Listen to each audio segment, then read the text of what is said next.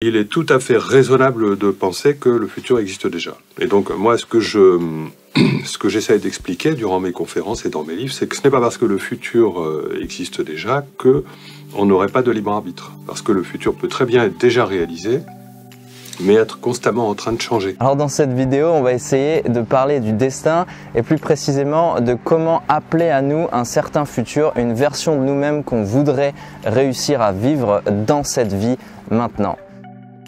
Et pour tendre vers le rationnel, je vous propose des extraits d'une interview réalisée par Didier Santiago sur la chaîne Des Studios et qui a interviewé Philippe Guillemant. Il est habilité à mener des recherches, travaille notamment au CNRS. Il a fait un travail énorme sur la technologie et l'intelligence artificielle. C'est un grand monsieur. Je vous laisse écouter la théorie de monsieur Philippe Guillemant. L'espace a 3 dimensions, d'accord ?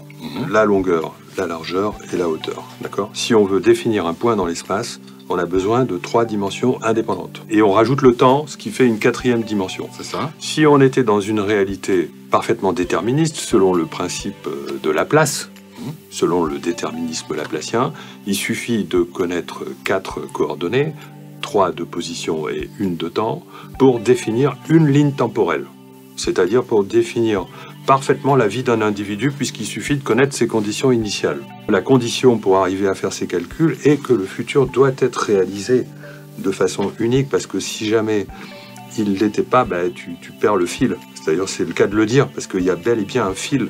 Ça va paraître évident à tout le monde qu'il est absolument nécessaire que le futur soit composé d'un champ des possibles à l'intérieur duquel il y a un fil qui se promène. La science a rejeté dès le départ les notions d'âme, d'esprit et évidemment de conscience, ou alors, si elle ne rejette pas la conscience, elle dit que c'est le produit du cerveau. Il est interdit de faire revenir la religion en science parce que la science s'est justement construite pour évacuer la religion. Faisons bien la distinction entre la religion et la spiritualité. Ne jetons pas le bébé avec l'eau du bain. Il était important d'évacuer toutes les croyances religieuses, ok, mais ça ne voulait pas dire que dans la religion, il n'y a pas quand même quelque chose...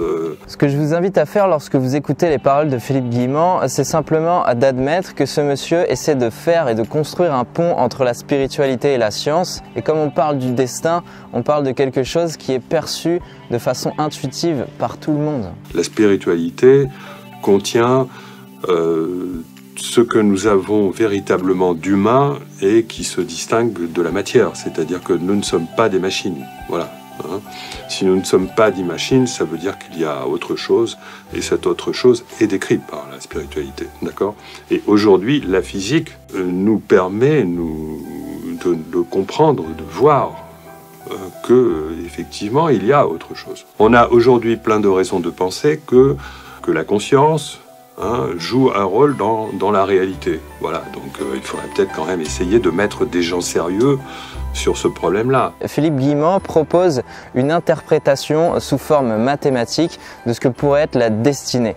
Pour ça, il ajoute plusieurs dimensions et l'idée, c'est de comprendre qu'il y a une sorte de chemin qui est tracé, qu'on appelle le futur, et ce chemin-là, il est matérialisé uniquement dans le moment présent. Quelle que soit la précision des conditions initiales, d'accord, il est impossible de dire que la trajectoire qui va s'en suivre va être unique. Donc, on a besoin de dimensions supplémentaires pour décrire la trajectoire, une ligne d'univers dans l'espace-temps.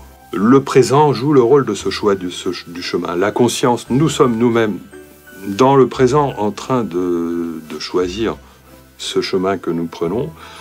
Et le présent se trouve entre un passé qui représente nos conditions initiales, et s'il est suffisamment loin, ce passé peut changer, à la limite, et un futur qui représente nos conditions finales, et s'il est suffisamment loin, il peut également changer. Donc on a besoin de 3 fois 3 dimensions d'espace, c'est-à-dire 9, plus le temps, pour définir une trajectoire dans l'univers, et c'est extrêmement simple. Il est intéressant d'essayer de projeter notre vision du futur comme quelque chose qui est en permanence en mouvement.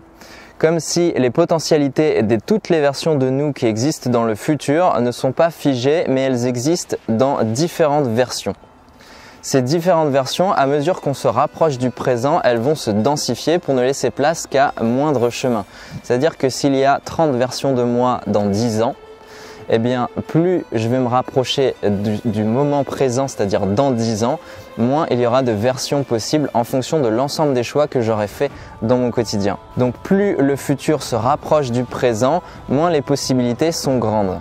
Ces possibilités étant en train de diminuer, eh bien l'univers nous envoie des signaux, des indications pour nous signifier qu'on a pris un chemin plutôt qu'un autre. Ces indications, on les appelle les synchronicités. Imaginons que j'étais auparavant dans un conditionnement qui m'emmène vers un avenir qui me satisfait pas, mais je fais comme tout le monde, métro, boulot, dodo, j'accepte mon sort, etc. Bon, maintenant, imaginons que je traverse une période de crise et je dis non, j'arrête. Et si je réalisais mes rêves, tiens?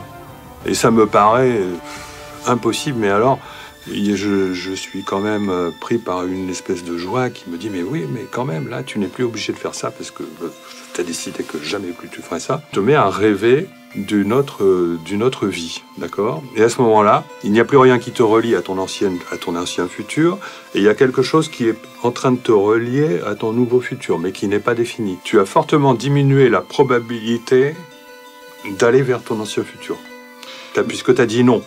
Et tu as augmenté la probabilité d'aller vers un futur alternatif. Et donc il va se produire des hasards extraordinaires, à condition que tu sois sensible aux synchronicités. C'est là qu'intervient la vraie notion de synchronicité. Est-ce que c'est une vraie synchronicité ou est-ce que c'est simplement un biais cognitif ou quelque chose auquel j'aurais pu m'attendre parce que j'ai une certaine conception ou prédisposition mentale à percevoir un signe dans cet aspect ou dans cette situation?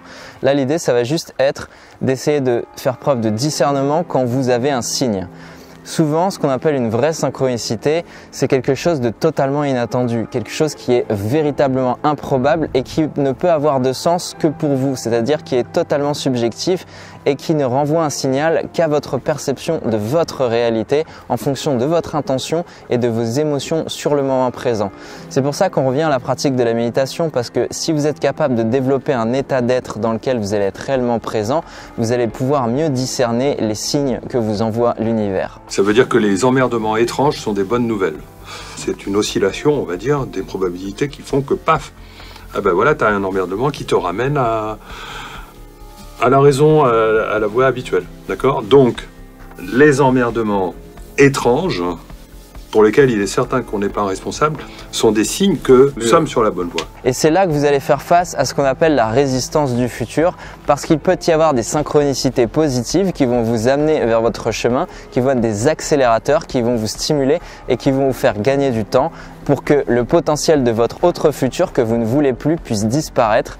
Et il va y avoir aussi une résistance négative qui va vous empêcher d'atteindre votre objectif, qui sera en fait un signal de votre ancien futur qui veut vous ramener sur cette direction-là. Les hasards étranges dont la cause est inconnue, la cause vient de l'extérieur. Les hasards étranges dont la cause est un biais cognitif, la cause vient du cerveau. Hein, donc c'est une projection.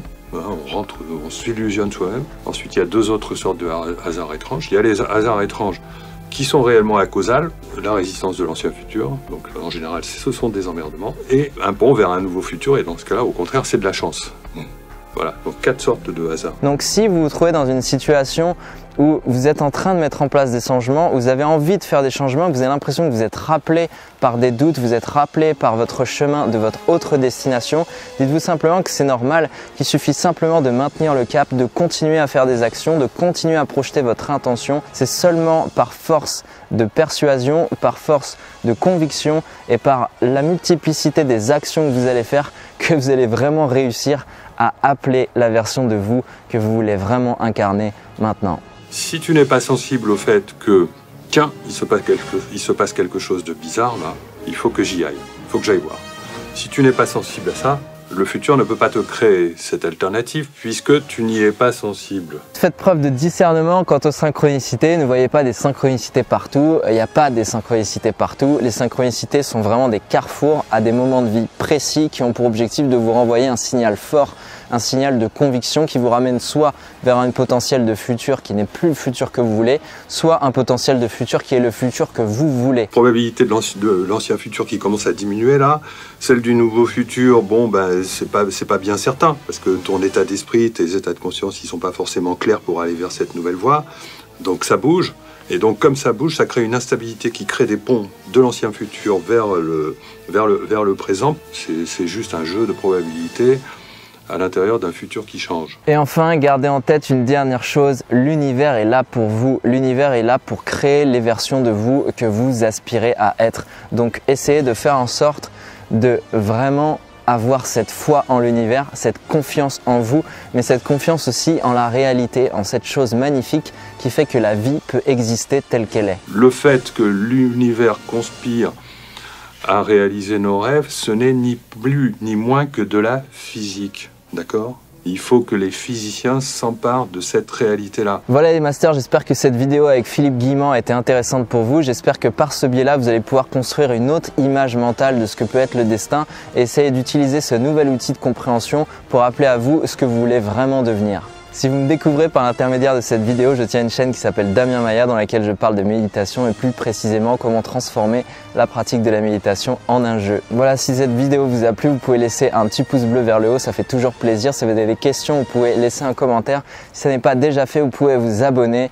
Et enfin, quand la vidéo est terminée, on dit couper. Si tu as la foi, si tu lâches prise, lâcher prise si tu sors du conditionnement.